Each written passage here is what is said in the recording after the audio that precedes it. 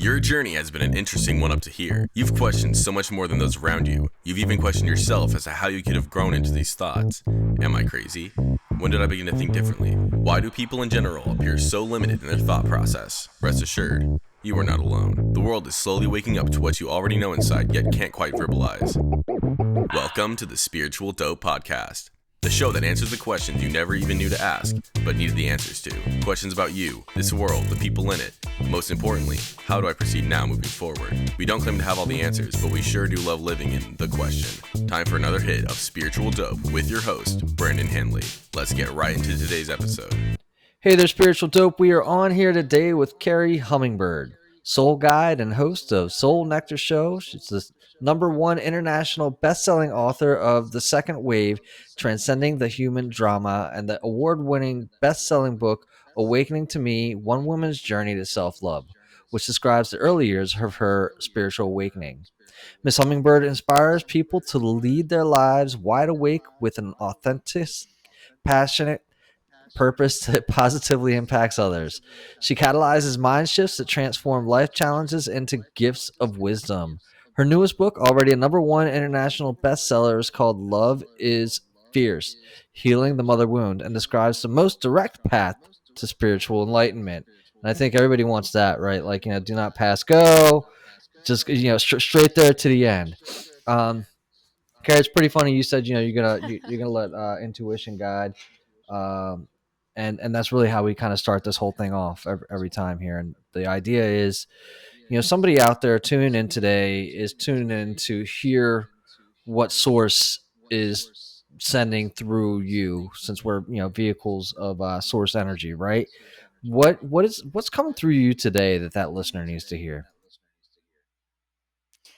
What's coming through loud and clear is slow down. Really slow down. Slow down, restrain, get still, get in nature, put your feet on the earth, put your hand over your heart, the other hand over your belly, and just really be present with this vehicle that most of us ride like it's just a bunkin' Bronco.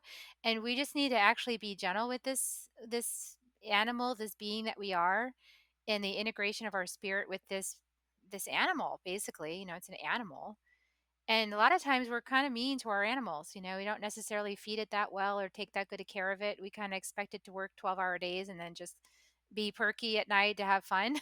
No. So we need to slow down. These things are so hectic, and COVID couldn't even slow us down. It's kind of amazing how even COVID didn't slow us down, because we're right back at it. And we need to really heed that message, because really what happens is, like, we get into connection with some deeper vibratory patterns on the planet. When we slow down, we get connected with the heartbeat of this mother that we all share, this Mother Earth. And when we get connected with that heartbeat and that rhythm of the earth, actually things are way less struggle. It's way less effort connected from that heartbeat space, that rhythm of the earth. Things can get easier. Life gets easier.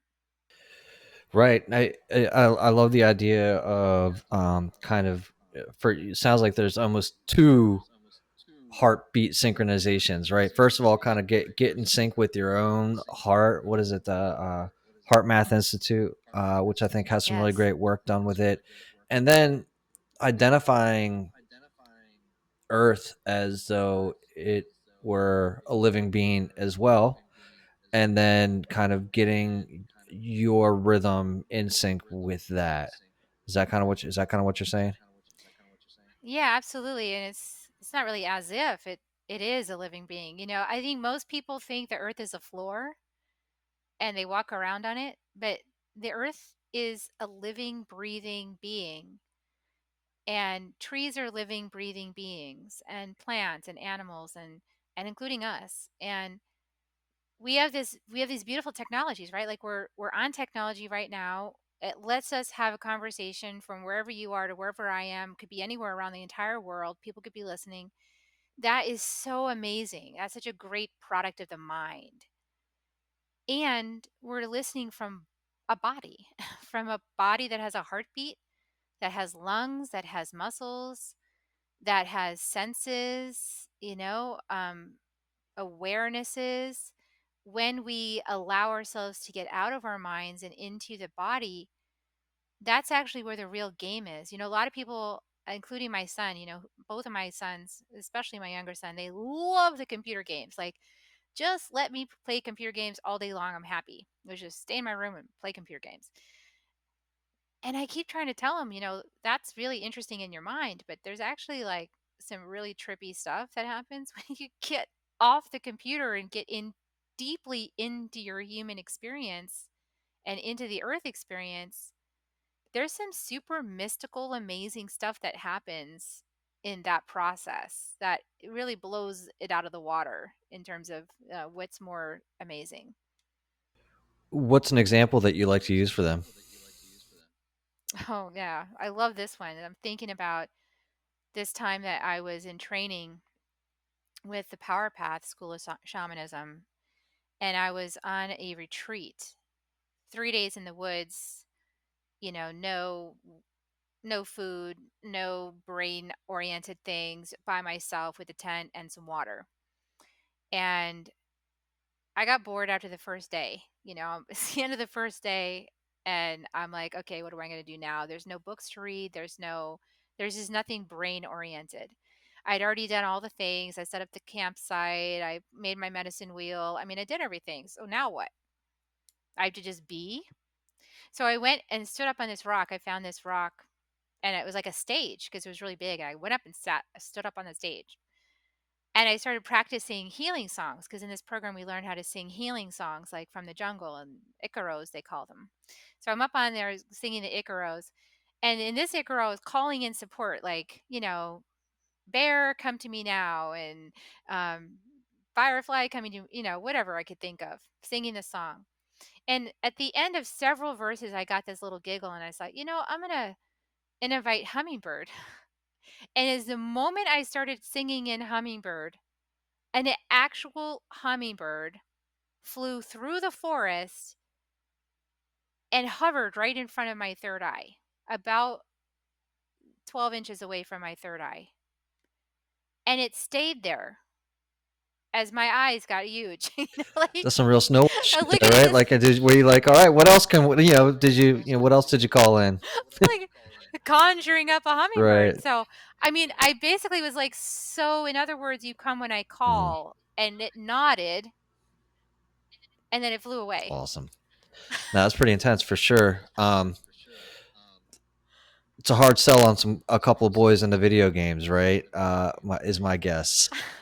Yeah. Again, I think that that's super impactful. They're just not there yet, right? And I think that that's part of the challenge is, that growth into recognizing just how powerful an experience like that can be when you're in tune. Sounds like when you're in tune with the way you were in that moment, kind of with your heart and the earth's vibration as well. Yeah, it's a slowing down. Now I don't judge my kids. I mean, they're young, right? And I got to tell you, my mind was filled up when I was their age. I'm not sure there was any space. There was a rock concert going on inside my head, like all the time. It was so busy and so loud. And I remember I used to have to sit at stoplights, and just to deal with the fact that there was a stoplight, I had to count, like to start counting 1,000, 2, 1,000, 3, 1,000, 4, just to get through the fact that I had to wait at the stoplight. That's how impatient I was. I get it, right? I know that. Geez, I used to drive so fast and reckless, right? Be like, I just kind of go anywhere I could as fast as I could. Traffic, weaving in and out, doing whatever. Somebody slowing down, be like, freaking out, right? Why is this? And now I'm just like, whatever, man. Yeah, sure. It's we're slowing down, and that's just what we're doing here right now, and being okay with it. But I totally get it. So let's walk through, right, like kind of how you even found yourself in this space, because I'm sure that you weren't always calling hummingbirds to your third eye, right? So let's get No. to let's start off kind of a little bit in the beginning. you're deep into the spirituality space right now. You're doing shamanistic. You're doing the last time you and I had a quick conversation. You're doing plant medicine. You've got a lot going on. Who were you before? How did you fall into spirituality? Because that's usually, my experience is like most people just kind of like, oh, there it is, right? And then kind of rolling into the next piece, and then what's happening now? Yeah, so well, I was always from the time I was 15, a teenager, I was in psychotherapy because I was, my parents were very concerned that I was going to have mental challenges because I had a really rocky early beginning in my life. The first 5 years of my life were a little traumatic, between my natural father and my mother's first choice of father, who was a violent drunk. And so the trauma of that experience, and anybody who's listening who's had a similar experience, my heart just goes out to you because I know how long it's taken me to get safe in my body from that experience. But I was doing psychotherapy to kind of, work on fixing me because I had big emotional swings, and, I kind of prone to some wild behavior, which were all signs of that early trauma, from psychotherapy's point of view. So I was trying to do it that way from the mind. And it was okay. I mean, I got some coping skills. But when I became a mother at 30, everything just flew out the window. I was immersed in a darkness that I can't even explain, but it was profound, and struggling to be happy. I wanted to be happy. I wanted the child. That was completely my choice. I wanted to have a baby, and I was actually really upset that I was so upset, because I really wanted to have this experience. And when it didn't work out that way, I was in deeper psychotherapy. And then they put me on some pills because, that's the sort of the Western medical solution as well. Just stop feeling that. So here's some pills and make that go away. So I did that. I kind of coped that way for a while. But what I finally realized was that there was, a lot of limitation in the dynamic between me and my spouse because we were playing very traditional roles, and that wasn't working out for me. When I became a mother, those traditional roles, like, they didn't work anymore. When I'm saying that, I mean, like, the whole knight in shining armor thing. I really liked that. I liked having that knight in shining armor, and I liked sort of being the maiden in distress. But when you're the mother, that doesn't fly very well, because somebody's got to take care of the baby, and that was me. That was my job. I mean, I was the one with the breast milk, so it's kind of my job, to take care of this baby. And I couldn't just fall apart, the way I had previously in my life, or run away or get away from it somehow. So that was the beginning of learning how to stay in the conversation and learning how to deepen within myself. And at that moment, what I actually needed was spirituality. I deeply, deeply, deeply needed spiritual connection. I needed to understand that it was okay to open to some bigger support. It was okay to open myself. And I was subconsciously doing that because I was an artist. So I was always outside painting. So in some way, some part of me knew you need to be outside. You need to be in nature. And I would spend hours out there painting because I just needed to get out and connected. And I didn't even understand that's what I was doing. I just was kind of doing it. But I remember I used to walk the baby. I used to take these long walks because he was so colicky, our first child, who took the brunt of our, synthesis of polarity. Poor child took the brunt of all that. And I remember walking him, on around the neighborhood, and I would always walk by this Center for Spiritual Enlightenment, and my body would come to a halt, and my head would turn, and I would look, and I would feel this little yearning, like, I think I need to go in there. And then I would have a million reasons why I shouldn't, namely because my partner didn't believe in all that, and if I spent money on that, it'd be an argument. And so that I would turn away from it and keep walking, right? So that was also just a big part of my journey. So those motherhood really called me up. It called me up to make a stand. And it took me a while to make it. I didn't actually make that stand until my oldest child was going into middle school. And I finally things got bad enough, meaning that I was really self-abusing by holding myself back from my power and my wisdom and my knowing and trying to fit into that tiny little box that society had made for me of the maiden, and it wasn't working. So I ended up leaving him and heading out on my own and opening to the great mystery, and pretty soon found a teacher that helped me to start to own my feminine and own the fact that, hell, I'm not small and skinny. I'm like big and expansive. Um, I have this thing called intuition that's telling me things that he's not getting. I am emotional because I'm designed that way. And feeling those emotions is actually what gives me the knowledge, the wisdom I need inside to cope with situations. So there was just all this unfolding that happened over the last decade that has been amazing and tremendous and has guided me to heal any places where I was holding blame for him because it wasn't his fault that I was having an awakening. Yeah, lots to unpack there. Um, Totally. but I mean, a big part of it, right, is um in the depression state, right? Or like when you're getting the medicated thing with the in Western medicine, like you're saying, it's just like they give you this thing to help you get rid of it, and it's really you're just cutting off a piece of your own internal guidance, right? And again, that's just my perception. Was that the way that you were feeling, like when you kind of got that medication? There was like it's isolation of feelings, or almost like a soft knocking at the door that you just couldn't answer. For me, I was, with the birth of my child, I was drowning in my emotions and my depression.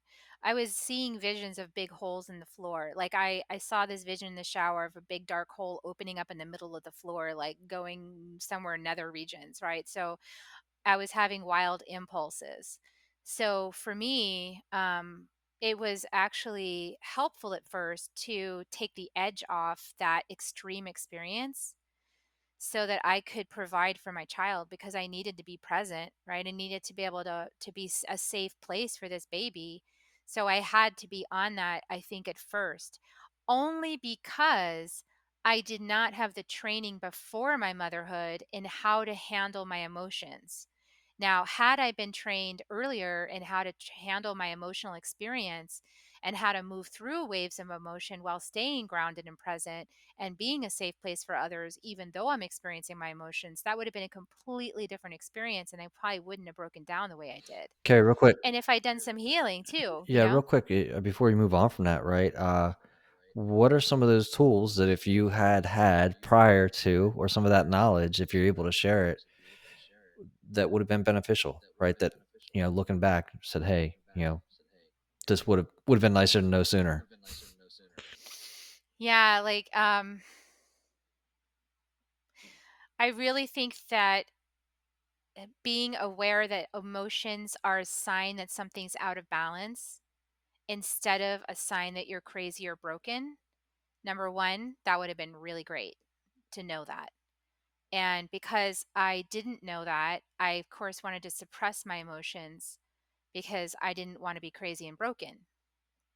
So I think that's a judgment that collectively as a society, we could start unwinding and untangling that to make emotions normal and to help each other to feel them. So that's on a bigger level. But at the individual level, just listen to my words and hear me when I say you're not broken and crazy if you have emotions. You're human. And whenever I'm having them now, a lot of times what I'll do is hold myself. So I'll put my hand over my heart, a hand over my belly.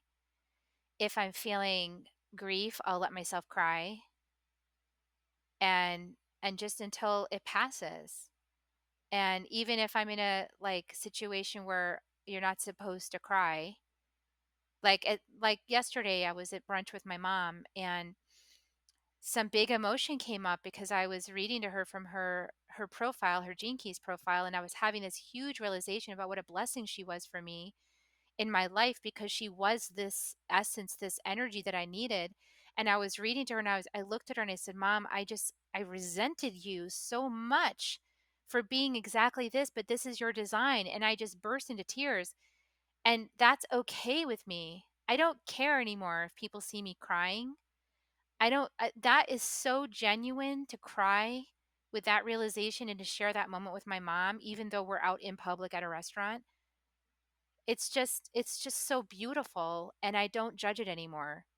So I think, like, feel your feelings, and if other people are uncomfortable with that, well, that's their job. That's their work to do, is to get more comfortable with you expressing your feelings.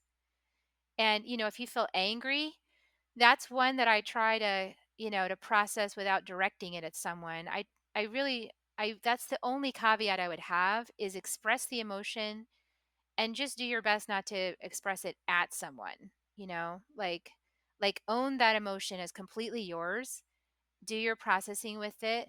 For me, with anger, I like to go ride off on some country road and just like roar like a lion, just like get somewhere and just roar like I'm in the jungle, because it's just energy. It's just like fire energy from the will center usually. And so you just need to kind of roar that crap out. Just like, yeah, just like release the kraken, Uh, Absolutely, no, like. that's a great one, right? I mean, it's just this kind of pent up energy that's gotten you feeling like one sort of way, and there's a way to release it. And I like what you're saying there, not to release it at somebody, but to release it just in general, right? Yeah, and it's really hard for men to release anger. I had this client once who he was probably like 6'3", 6'4", big guy, but big teddy bear guy. But he had anger, but he had repressed it all because he wasn't allowed to express his anger in front of his father, right? His father kind of had his thumb on him. And he also wasn't definitely not supposed to express anger at or in front of women. That was just not cool.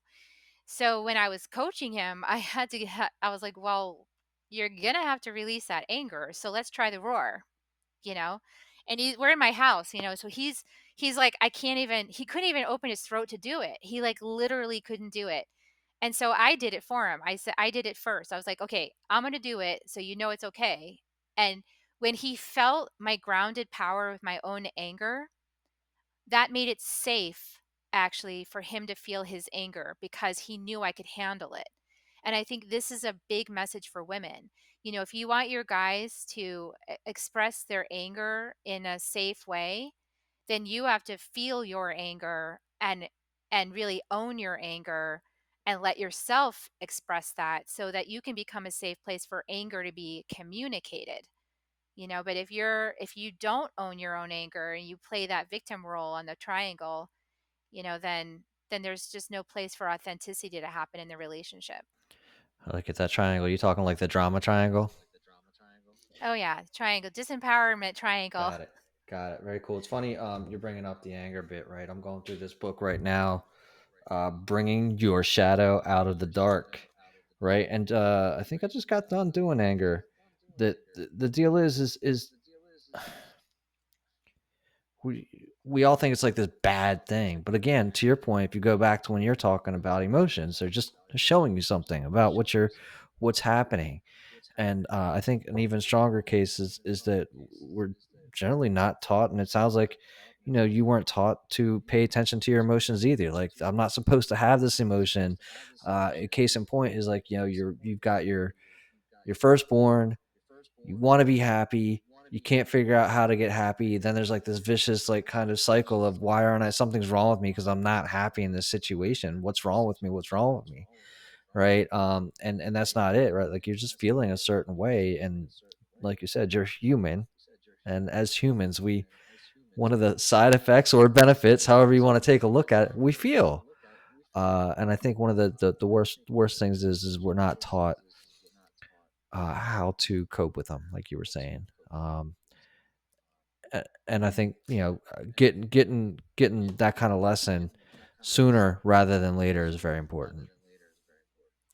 Yeah, and there's a lot of expectation that women place on themselves when they become mothers, like huge expectations about being perfect and being loving all the time and always being giving and always being nurturing and always, always, always. And That is an impossible standard to meet because you're a human being. And especially if you don't take care of yourself. I've seen so many women that they just sublimate themselves to the family and they bend over backwards doing things everything for everybody, and they get celebrated when they do that, by the way, too, so that reinforces the role of like surrendering yourself for everybody else in the family but yourself. And that actually sets a really bad role model because now you're saying to everybody, just surrender yourself completely to everybody else and don't worry about what's good for you, or to even take care of your own body, and even get the exercise you need, or even like eat the right meals that you need, or get the emotional support that you need. Like completely leave yourself behind and throw yourself under the bus to be like this corporate employee and go out there and do right because you replicate the model. So I think it's better and it's brave and courageous, and you definitely are going to take a lot of flack for it. But for those moms who feel courageous, is to start stepping out of those expectations. Like, actually get clear. What is a good example? Like, what would be a healthy way for me to live? And then what do I want to teach my kids? Like, how do I want to model healthy behavior and self-care for my kids, and not just what to say it and then do something else, but actually stick by it, which means you have to have boundaries. And then that teach healthy boundaries to the kids too by your example. And it's when we won't do those things out of fear of not belonging or being rejected or being criticized.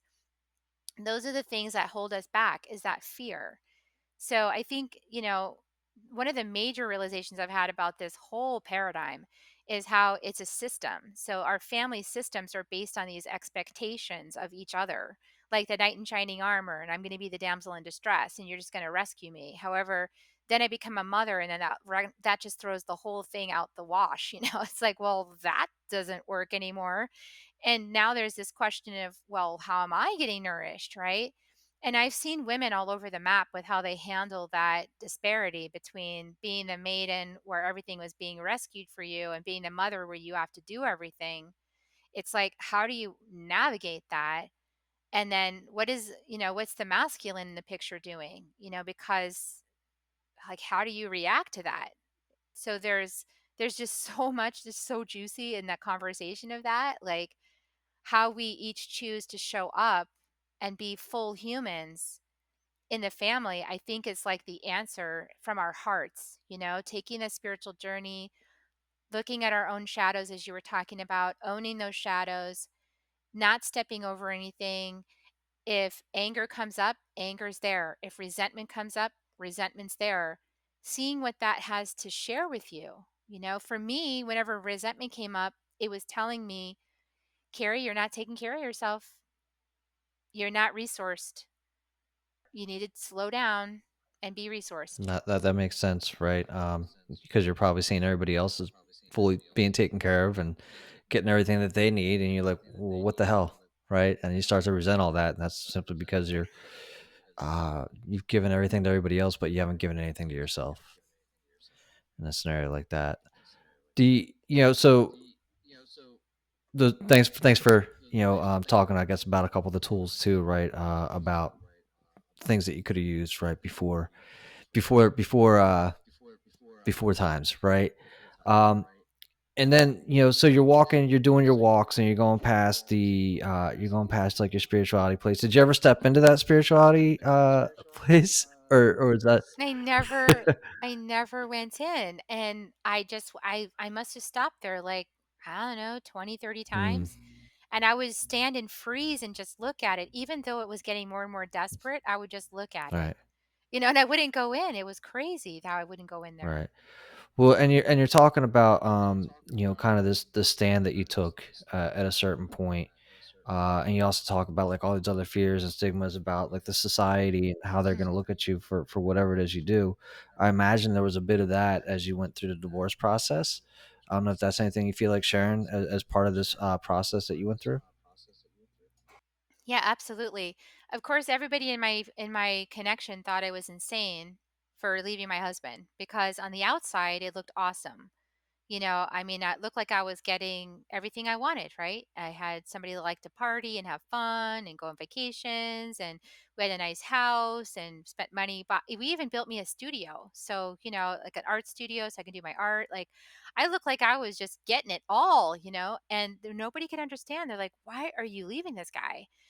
And it was because I was just in my cage. Like, there was this cage for me, an expectation in our relationship, and I was also up against my own edges, and I didn't have the tools to process that with psychotherapy. I was still going to psychotherapy, but it wasn't hitting the mark. Like, there's a depth to spirituality that I found is able to really heal things that are operating, that are totally influencing your decisions and your perceptions, but you don't even know it until you get deep enough. And the mind is not deep enough. So trying to solve it by talking about it isn't really deep enough to go.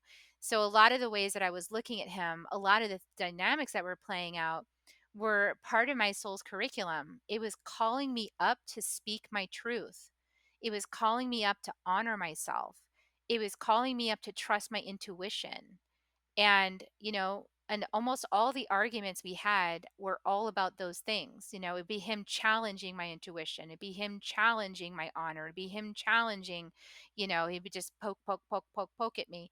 And I wasn't able to stand my ground, and I was being called up to stand my ground. So if we look at the bigger picture of the evolution of humanity, we can see that the last, several thousand years has been mostly guided by the masculine energy, and some would say the imbalanced masculine energy, the patriarchal energy, which is sort of suppressing women's intuition and suppressing the feminine in all of us, really, because that feminine and masculine they live in all of us, no matter what body we have. So now is the time where we're waking that wild feminine back up. And this is men, women, whatever gender you are, that feminine, that wild feminine is being woken back up. And for anybody who's like delivered a baby, been a mother in that capacity, it's really wild the way it wakes up. It's like, fierce mama bear waking up, and that energy had to come through me. But I was always conflict avoidant, so I wanted to be a pleaser. I liked being the golden daughter. I liked being daddy's girl. And here I was being called up by the shadows to say, you're not daddy's girl. You're a grown ass woman. You're a mom. You need to stand in your power. If you don't agree, you need to say you don't agree. If you know there's another way, you need to say you know there's another way. And you need to hold that even if there's no evidence to support you, from the mind. So that's the initiation I was being called toward. And I was too chicken, to do it at the time in that relationship, or just didn't have the tools really to make that leap. No, it makes sense, right? I mean, you've got a lot of these other spaces and places uh, that we're taught, right? And you're trying to think, you have these discussions from the mind, and you're getting them from the heart and the gut, versus, and there's really you don't. It's hard to substantiate that, right? And here he is challenging all that in a loving relationship where you're just kind of supposed to trust each other out, right? And that can be a challenge too. So you're stuck in your cage, like you said, and then you just decided to stand in your power and make the break, right? I mean, that was more for the benefit of all parties involved, right? As far as I can tell. And it was time for you to just kind of break free of that paradigm. Yeah, because it wasn't loosening up, It was like getting more and more intense to the place where I was I mean, I'd always had a history of having some suicidal ideations, but those got very strong during that period. I had tons of self-loathing. I was having nightmares that would wake me up in the middle of the night with sweats. I was crying all the time. I'd like lock myself in my office because I worked at home, and I would just cry in there. So I knew, like, this is not, whatever this is not working, and it's not good for any of us. And admittedly, during that time, for the last 2 years of our relationship, my self-loathing got to the place where I started seeking validation outside of our marriage. So I started having affairs, and short-lived, like one night or whatever, but it was like that need for some acceptance from some somebody who liked me just the way I was instead of wanting me to be totally different. So that was, yeah, I was like, I can't go on like that because that's not at the core of me. That wasn't resonating with my integrity and the person I am inside. So I could see that only reason I was doing that behavior was because of deep, deep pain. And if that couldn't be healed through all the work that I'd done for 20 years in psychotherapy and some of the work we'd done for a few years in couples therapy, then I had to move on. I mean, there just was, I had to make a decision for the benefit of my kids and myself. And look, it makes sense, right? I think you set it up, earlier, up against it all, right? Up against the edges, and you weren't seeing any way out, right? And I think you would have been operating from a severe place of, you know, like claustrophobic, right? Just kind of lashing out, just anything else. And you had to get out and do what was right for everybody. And it sounds like you did, right? So I mean, you make the break, and now though, like, I mean, look, you're in this space. You've got your courses and books. You've got some seminars. You've got a thing coming up at the end of October. We were talking about at the beginning here, which will have passed by the time this gets released. But I mean, let's talk about, kind of this journey, how it's led you into the spirituality, where you said, there's more depth in here than uh, just from the mind, right? In the spiritual space. Love to hear, a little bit more about that, and how you're leading from a spiritual place. Yeah, so I think that the biggest thing that's helped my personal growth in the spiritual path has been my hard stop. Like when I had that realization that I don't even want to be here anymore and I've got these kids and I've got to stay for them. That was my hard stop. So it was like, all right, then I have to change. Whatever it is that needs changing, that's up to me. I've got to take responsibility for that so I can stay on the planet. So a lot of people don't necessarily have that hard of a stop, but it was pretty intense. So I knew that I had to do something. So that level of commitment was there. And that whenever anybody has that level of commitment, then the spiritual growth can be tremendous. Like it's amazing how much can happen in a short period of time. So my journey started 10 years ago, and this part of my journey started 10 years ago with my decision to leave and my decision to trust this spirit sign that I got that showed me that was the end of the rope. That's it. I followed that. I had no idea. I was afraid, of course. How am I going to support myself? I haven't really worked full time for a long time. I'm a mom. How are we going to work this out? And I just had to take the journey. And I haven't done it perfectly. I've made a lot of mistakes. I've especially when I started messaging and I started writing my books. I was pretty much called right away to start writing my book. That Awakening to Me book was started like within 6 months of my divorce. Actually, like before the divorce was final, it started. So that was immediate. Like the messenger part of me woke up right after I left. So, and then the spiritual aspect just like took off. I mean, I've had mentors that say, my early mentors, they were like, we don't even know who you are anymore. Like you just went like this. You just like bam, you know? And it's that, I think it's that passion, that realization of the buck stops with me. Like no one can save me but me. So if I want to be here for my kids, I have got to make the choice to heal and do it now. And that means I've got to humble myself. I've got to ask for help. I've got to realize there's a thing or two I don't know, even though I've been in psychotherapy for 20 years. I mean, geez, I ought to know something. Like something should have worked by now. But but the thing is, it wasn't a waste. All that time I spent navigating my thought tunnels is like it started clicking when I started combining it with the spirituality, when I started combining it with energy healing and ancestral healing and early childhood healing and reparenting myself and all these modalities I've been practicing and learning for the last 10 years. It all clicked. It was like not time wasted. It was just time buffered. It was just buffered wisdom until I was ready to claim it. Right, like when you're watching a video and it's just like all waiting, and it's like spinning and spinning and spinning, and then it finally just plays, and then it's like the show you've been waiting for. Um, and I love the idea of it all just finally clicking, right? When that spirituality piece kind of drops in, I don't know how to describe it. It's almost like, like watching a water wheel, right? And unless the water comes and like that wheel's not moving, right? And then spirituality, there it is, right? It's just like starts moving and sets everything else into motion. You're like, holy shit, I guess there's something to this, and it's pretty intense, and that's what it sounds like. It sounds like that's what it's been like for you, the growth and just kind of the idea of opening yourself up to it so that it just opens up to you type of thing.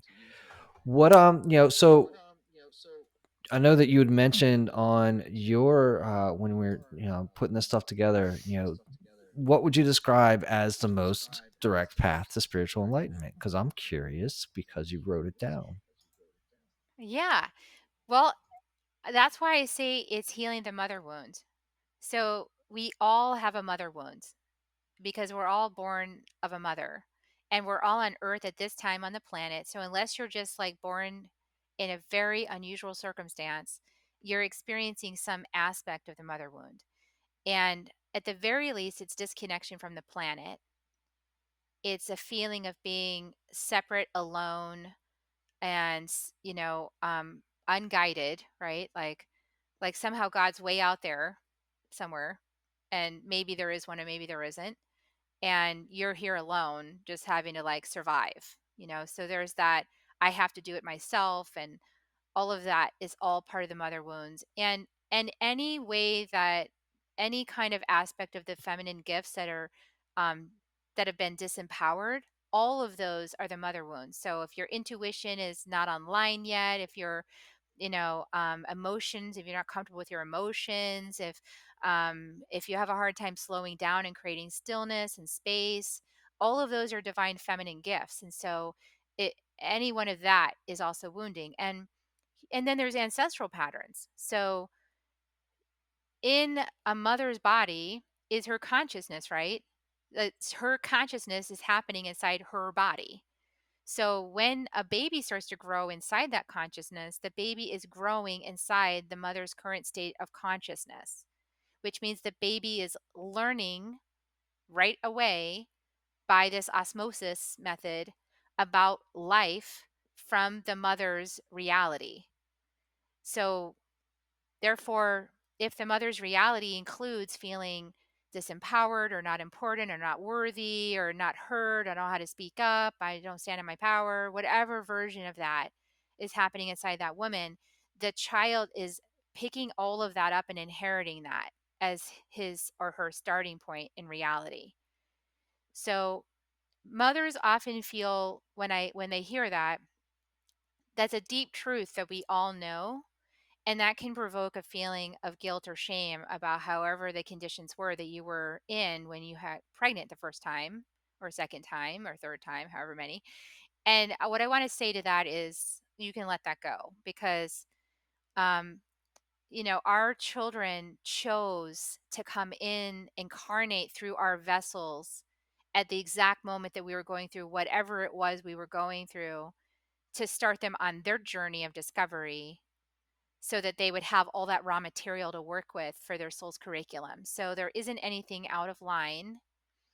And with more consciousness, we can choose more consciously. And so there's always that beautiful gift of if you haven't birthed yet, you can clear some of the ancestral patterns, do some inner work, do some reconciliation within yourself and your ancestry to clean up some of that stuff that you don't want your kids to inherit. Maybe there's some addiction patterns, or maybe there's some conflict between the mothers or the daughters or the sons or whatever it is, the fathers. So you can clear up that by doing your inner work so that you're not passing that on as a starting point. So there's an invitation. And if your children are already fully grown and having kids of their own, you can still do your work because as a mother, I remember moments of touching my belly when my baby was inside. And because I remember those moments, I can place myself there in the now and I can bring healing from my current awareness to my baby now, even though it might have been 21 years ago that he was in there. I can place that love inside me now and trust that it's going to find its way through his evolution to help him where he is now. And as I've practiced that, I've noticed him blossom. So my oldest son, I've noticed, both of my sons, I do this. I put myself back in moments where I remember being with them in my body. And sometimes it's looking at a photograph, sometimes it's just an embodied memory. And I send love and comfort back to that baby from my current awareness. We can all practice this. This is what the shamans have known for a long time. We can be conscious and we can bring healing to 7 generations back and 7 forward using this method of, fifth dimensional healing work on our children. And mothers are in a great spot to do that because we can remember when they were inside of us. We can remember holding them. So we have this capacity, this direct embodied connection with our babies. So we're in a good spot for do family healing work. That's very cool. Sounds. I think I remember hearing Greg Braden talk a little bit about similar scenario, right? I mean, energy doesn't really know time, right? And energy is kind of at our discretion to direct. This, as we talk about before, being vessels of creative energy as it flows through us. We can choose anger, we can choose something else, and we can choose like which direction to send that in. Same thing with love and healing that you're talking about. So I think that's a great share for sure. Um, well, is what I like to kind of hop onto right here is the whole idea that this is look when people tune into these podcasts, they tune in your podcast, tune into mine. It's kind of like spiritual speed dating, right? Like I'm running through and I'm just curious about like who am I going to hang out for a while? Because I don't know about you, like I can listen to somebody like I'm a big like Neville Goddard fan or somebody. I've been listening to Swami Savari Priyananda for the past like year, but like I'm ready for the next guy, right? I'm ready for the next Gale guy, whatever. So it's spiritual speed dating. Let's ask a quick question or two, shall we? Um, dear Bachelorette number one, who as an artist, right? What is the line between art and not art? What is the line between art? Oh, well, I'm going to share this with you. With this, I got from Don Jose Ruiz, actually. I had this interview with him, and he said, the Toltecs believe that your whole life is a piece of art. And as an artist, I loved that. So I was a 2D dimensional canvas artist. I painted acrylics and things like that. I loved creating art. And and then I became a wordsmith artist. I created books, I channeled text. And I was like, when I ran across this Toltec teaching, I was like, my whole life is art. I like that. My whole life is art. So Don Jose said in the interview, he said, you know, how do we not judge each other? He said, well, imagine that you're going into a gallery and you walk up to this painting and you bring your paintbrushes and your paints and you start painting and correcting someone's painting. You wouldn't do that. You wouldn't sit there with your paint supplies and go into a gallery and start painting over someone's painting. So don't do it to somebody else's life. That's like, you know, so I think that's that creative expression, true art is however we express ourselves, however we want to express the essence of ourselves or our passion or our joy or our feelings or whatever's going on inside of us that we want to share with others. That that can express in so many ways, including our life, our very being can be a piece of art.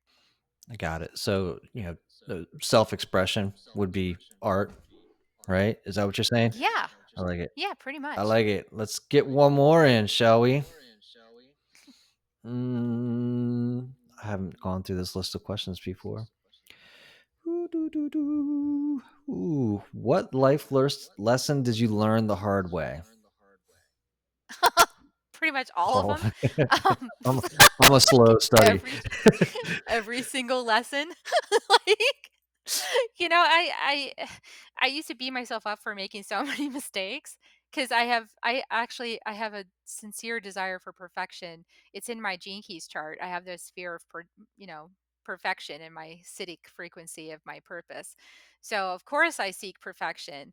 And I used to clamp myself down, trying to not make mistakes because I didn't ever want to make mistakes because I've got this fear of perfection, this fear of making mistakes. And I started getting really mediocre when I was doing that. My life was super mediocre. And I would say that is learning the hard way.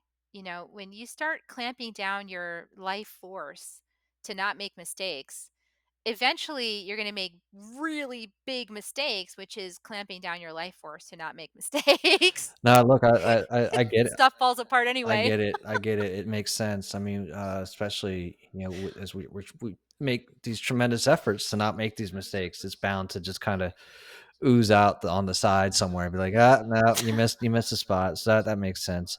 What who would you say with the work that you're doing? Who would you say is your ideal client?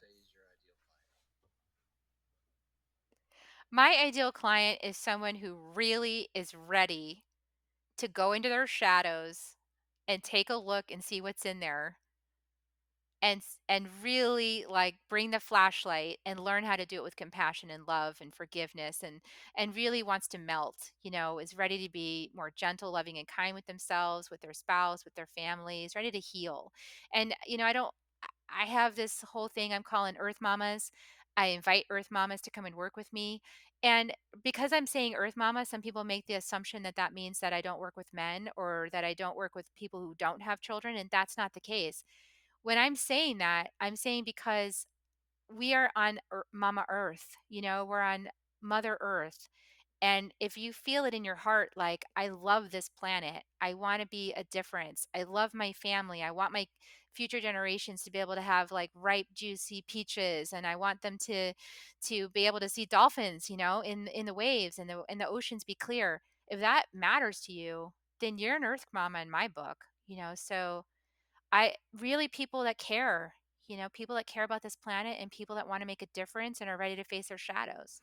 Look, I like dolphins and fruit, so I feel like I'm an Earth Mama. So no, that's great. And I think that it's super clear when you're ready to start doing the work. You'll know when you're there. Sounds like those are the people that you're calling out to. Where can they come and find more Kerri Hummingbird? My website is kerrihummingbird.com, Kerri, hummingbird.com. And you can find my books up there, my events and workshops, retreats, all the good stuff. My Soul Nectar show, which you're going to come on Beyond. So that's awesome. Come listen to Brandon over on Soul Nectar show. And yeah, you can also book appointments. I do healing sessions. I do individual healing sessions. And mostly I do group programs. I really love group programs. They're just so enlightening when we all teach each other. It's amazing what we can learn. For sure, for sure. We're the human condition is that we're meant to share, right? We're meant to work together. Well, Kerri, thank you so much for being on today. Really appreciate you taking the time. Enjoyed yourself. Thank you. Really hope you enjoyed this episode of the Spiritual Dope Podcast. Stay connected with us directly through spiritualdope.co. You can also join the discussion on Facebook, Spiritual Dope, and Instagram at spiritual_dope. If you would like to speak with us, send us an email through brandon@spiritualdope.co. And as always, thank you for cultivating your mindset and creating a better reality. This concludes the most thought-provoking part of your day. Don't forget to like and subscribe to stay fully up to date. Until next time, be kind to yourself and trust your intuition.